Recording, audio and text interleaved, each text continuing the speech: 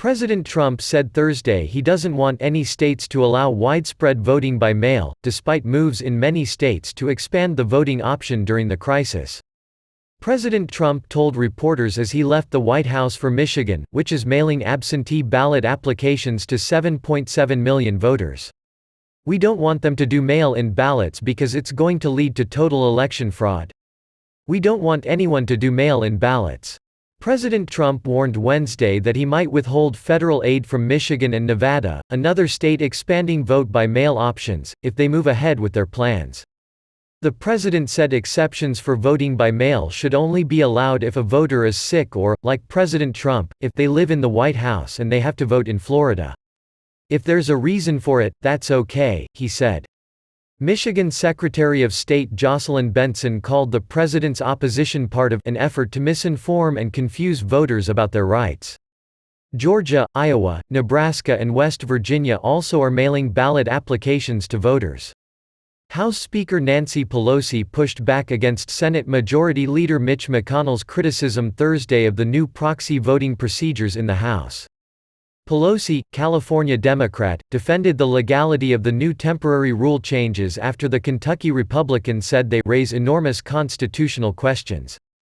Pelosi wrote in a statement, "Remote voting by proxy is fully consistent with the Constitution and more than a century of legal precedent, including Supreme Court cases, that make clear that the House can determine its own rules." Leader McConnell's comments are deliberately misleading, as proxy voting has long been used by Senate committees. Simply and sadly, he is trying to find every excuse not to meet the needs of the American people. At a press conference earlier Thursday afternoon, Pelosi also jabbed the Republicans for resisting any new corona legislation. She said, "We have the heroes bill. Others say he has the zeros bill." Mr. McConnell slammed the House for taking paid leave during the crisis Thursday morning.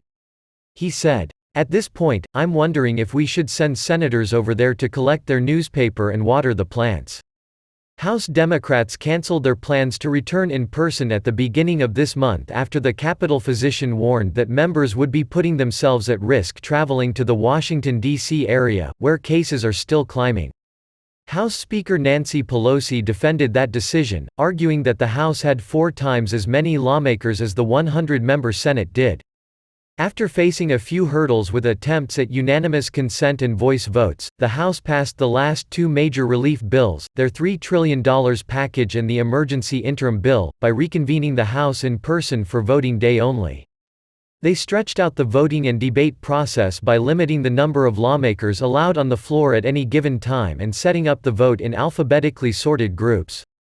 Last week, Democrats adopted a temporary 45-day emergency rule change that would officially allow members to do committee work virtually and vote by designating certain proxies to cast their vote for them. Members can only proxy for up to 10 members at a time and the instructions must be recorded in writing.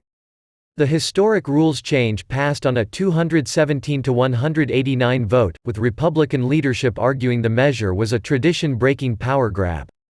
Pelosi officially authorized proxy voting for next week, when the House is expected to vote on the Senate-amended FISA reauthorization bill.